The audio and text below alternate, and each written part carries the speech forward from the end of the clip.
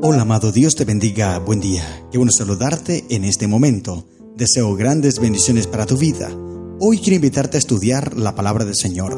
Nos corresponde leer un salmo supremamente hermoso, un salmo de arrepentimiento, de confesión, de humillación ante el Señor, de entrega, de confianza en el poder perdonador de Cristo Jesús. Este salmo debemos estudiarlo, debemos meditar en él, querido hermano, para que cada vez que tú y yo nos sintamos tristes, nos sintamos agobiados por el pecado, entonces vayamos a Cristo, confesemos nuestras faltas y sintamos el gozo del perdón, como David lo expresa en este salmo. Ahora, el comentario bíblico adventista dice: quizá ningún otro pasaje del Antiguo Testamento pinte un cuadro tan patético del pecador verdaderamente arrepentido que confía en el poder de Dios para perdonar y restaurar como esta descripción de la reacción de David.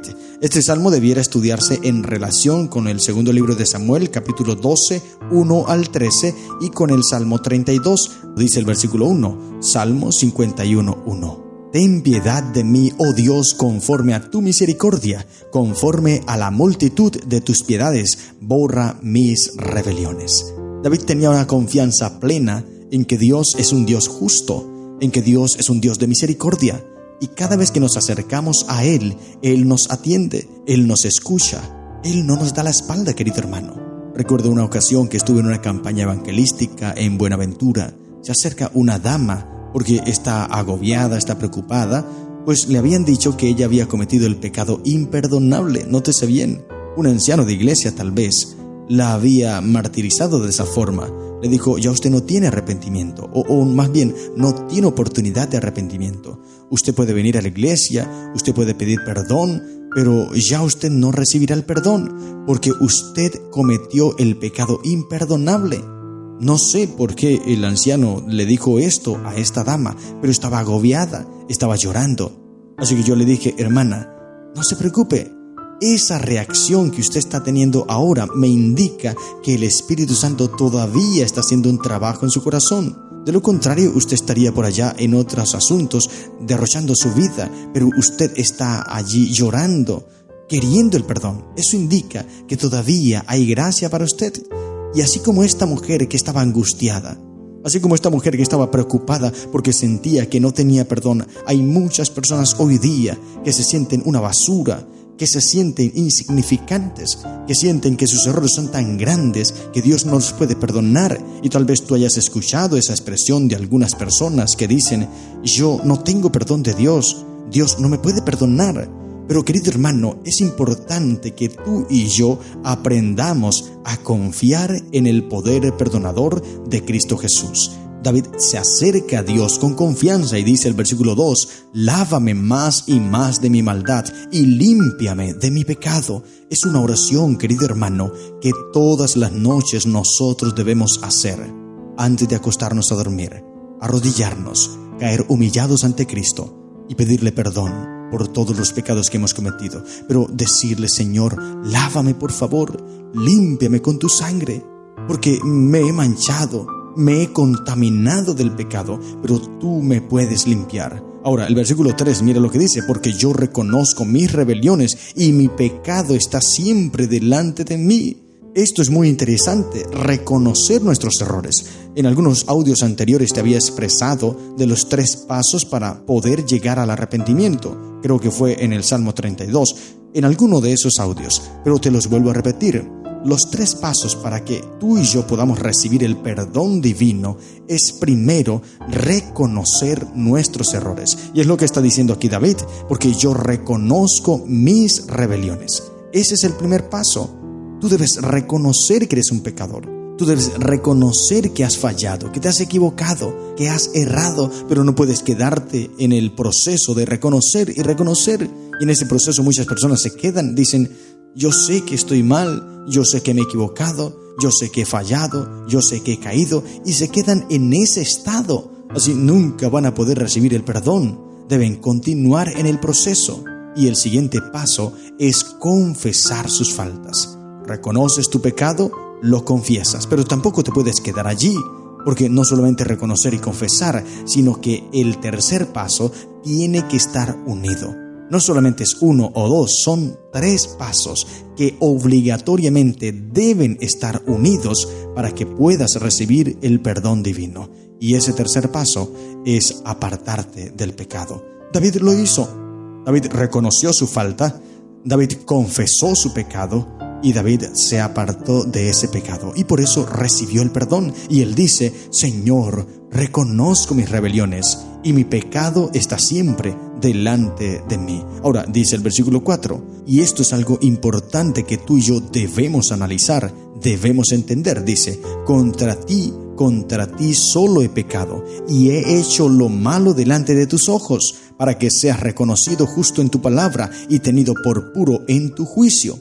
Ahora, no es que David no esté diciendo que él no haya hecho nada contra Urías y contra Betsabé. Sí, obviamente, él atacó a Urías, lo asesinó prácticamente, aunque no directamente lo hizo, pero sí envió la razón, la carta. Por tal motivo, ese asesinato es de David. Pero aquí no es que no esté reconociendo que él haya hecho algo en contra de Betsabé y de Urías, sino que por encima de todo esto, el pecado afecta, o el pecado más bien ataca directamente a Dios. 1 de Juan 3:4 dice: el que comete pecado infringe también la ley, porque el pecado es transgresión de la ley. Así que la ley refleja el carácter de Dios, es el reflejo de su carácter. Por tal motivo, la ley es Dios. Y cuando tú y yo pecamos, estamos quebrantando a Dios, estamos atacando directamente a Dios. Y es lo que está reconociendo el salmista David. Dice: contra ti he pecado. Y mira lo que le dijo David a Natán cuando vino a amonestarlo, allí en el segundo libro de Samuel, capítulo 12, versículo 13. Dice: entonces dijo David a Natán: pequé contra Jehová. Y Natán le dijo a David: también Jehová ha perdonado tu pecado, no morirás. Qué linda expresión, y qué lindo es saber que aunque nosotros hemos fallado, aunque nos hemos desviado, aunque nos hemos apartado, hemos pecado, sin embargo Cristo nos perdona. Ahora, ese perdón no es para que nosotros exageremos en nuestro pecado y para que nosotros nos excusemos en el pecado y sigamos pecando porque igual Dios nos perdona. No, el propósito del Salmo 51 no es decirnos eso. No es excusarnos. David no se está excusando. David no está juzgando a otra persona tampoco. Él está arrepentido, confesando su pecado. Y es lo que nosotros debemos hacer. No podemos jugar con la misericordia de Dios. No podemos jugar con el perdón de Dios. Romanos capítulo 6 dice el texto bíblico. Pablo dice: entonces ¿qué? ¿Perseveraremos en el pecado para que abunde la gracia? Y él mismo responde: de ninguna manera, porque el que ha muerto al pecado, ¿cómo podrá vivir en él? Querido hermano, tú y yo hemos muerto al pecado en Cristo Jesús por el bautismo. Cuando nos bautizamos, morimos al viejo hombre y nacemos a una nueva criatura, dice Corintios. Por tal motivo, no debemos volver al pecado. No debemos deleitarnos en el pecado. Debemos alejarnos del pecado. ¿Y quién nos ayuda? Cristo Jesús nos ayuda. Porque el pecado ataca a Dios. Porque el pecado es directamente contra Dios. Y eso también lo reconoció José.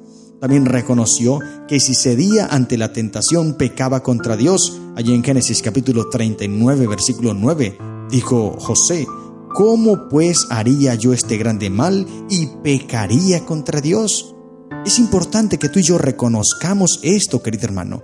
El pecado no es contra una persona, el pecado no es contra una cosa, el pecado no es una acción. El pecado no es tanto una conducta, algo que se ve. El pecado va mucho más allá, tiene un trasfondo más íntimo. El pecado es un ataque directo contra Dios. Cuando tú y yo pecamos, independientemente del pecado, estamos pecando contra Dios. Y es lo que está reconociendo el salmista David. Por eso es que debemos ver la gravedad del pecado. No para ver lo pecadores que somos, porque ya sabemos que lo somos, sino para que podamos tenerle fastidio, para que le tengamos odio al pecado y nos alejemos de él y estemos con Cristo Jesús. Es lo que está pretendiendo decir el salmista David. He aquí en maldad he sido formado y en pecado me concibió mi madre. No se está excusando, una vez más digo, no se está excusando. Él simplemente está expresando la naturaleza del ser humano. Nacimos en pecado. En pecado hemos sido formados, pero no por esto quiere decir que entonces tenemos libertad para pecar, porque Romanos 8 me dice que el que está en Cristo puede vencer todas las cosas de la carne, porque el Espíritu mata las obras de la carne. El Espíritu, es decir, vivir en Cristo, aferrados a Él, en oración, en estudio de su palabra, todos los días en comunión con Él, podremos vencer el pecado, porque Cristo nos da la victoria. Ahora, nótese bien este pedido del salmista, versículo 7. Purifícame con hisopo y seré limpio, lávame y seré más blanco que la nieve. Amén. Palabra de vida del gran maestro, dice la sierva de Dios. El cristiano debe hacer suya esta oración de David cuando el pecado le hace errar el blanco. ¿Qué debe decirle el Señor? Señor, purifícame con hisopo y seré limpio, lávame y seré más blanco que la nieve.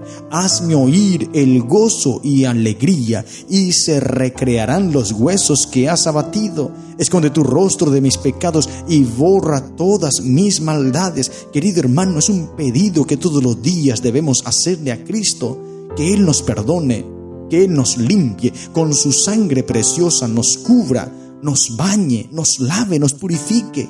Estamos manchados, estamos contaminados, debemos reconocer eso, debemos entender la situación en la que nos encontramos, no para arrastrarnos, no para desanimarnos, no para deprimirnos y tirarnos a morir, no, sino para poder salir de ese lugar.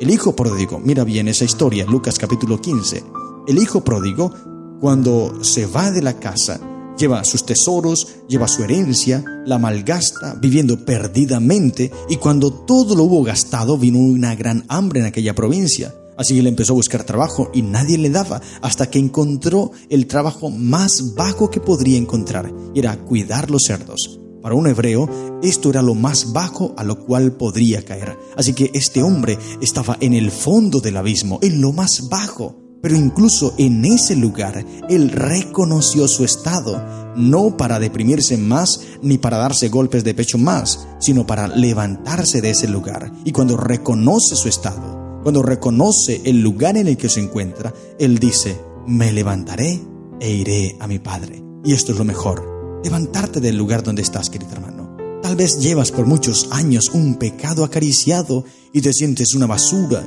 te sientes inmundo. Pero no puedes seguirte dando golpes de pecho allí, porque nada va a pasar si solamente reconoces tu estado. Tienes que levantarte de ese lugar e ir a Cristo Jesús y decirle lo que dice el versículo 10. Crea en mí, oh Dios, un corazón limpio y renueva un espíritu recto dentro de mí. Elena de White dice en Reverend Herald, dice: las palabras os daré corazón nuevo significan os daré una mente nueva. Una clara convicción del deber cristiano siempre acompaña al cambio de corazón. Y esta debe ser la oración de todo cristiano. Decirle: Señor, renueva un espíritu recto dentro de mí. Dame una mente nueva, que no esté pensando en el pecado, que no se deleite en el pecado, sino que se deleite en la ley de Dios. Y seguir diciendo a Cristo: no me eches de delante de ti y no quites de mí tu Santo Espíritu. Esta debe ser una plegaria también, porque en el momento que el Espíritu Santo se retira de nuestra vida, estamos perdidos, porque el Espíritu es el que nos convence de pecado, de justicia y de juicio, dijo Cristo Jesús. Por eso es que debemos pedir cada día: Señor, no apartes de mí tu Santo Espíritu. Y el versículo 12 dice: vuélveme el gozo de tu salvación y espíritu noble me sustente.